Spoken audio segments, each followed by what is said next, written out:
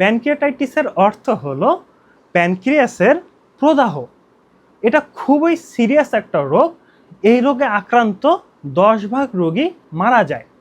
সাধারণত প্যানক্রিয়াটাইটিস হলে আমাদের উপরের পেটে, বুকে বা পিঠে প্রচণ্ড ব্যথা করে, এবং ব্যথাটা যে এমন না যে কিছুক্ষণ করলো চলে গেল, ব্যথাটা সব সময় থাকে, কনস্ট্যান্ট ব্যথা করে।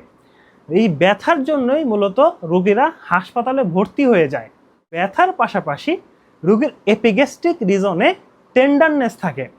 টেন্ডারনেসের অর্থ হলো আপনি এপিগ্যাস্ট্রিক রিজনে যদি স্পর্শ করেন, হাত দেন, রোগী ব্যথা পাবে। এবং আপনি যদি স্টেথোস্কোপ দিয়ে পেটের সাউন্ড শোনেন, পেটের মধ্যে তো সবসময় গুড়গুড় গুড়গুড় একটা আওয়াজ থাকে, সেই আওয়াজটা থাকবে না।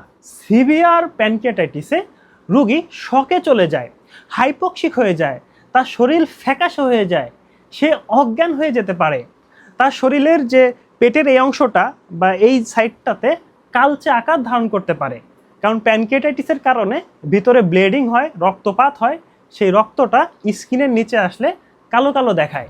রোগীর প্রস্রাব বন্ধ হয়ে যেতে পারে, শরীরে জন্ডিস দেখা দিতে পারে, নওশিয়া, বমিটিং, বমি বমি ভাব তো থাকেই। তো এই প্যানক্রিয়াটাইটিস হওয়ার কারণ কি?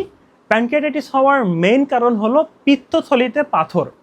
এই পিত্তথলির পাথর যখন প্যানক্রিয়াসের যে নালী থাকে সেটাকে ব্লক করে দেয়, তখনই মূলত প্যানক্রিয়াটাইটিস দেখা দেয়।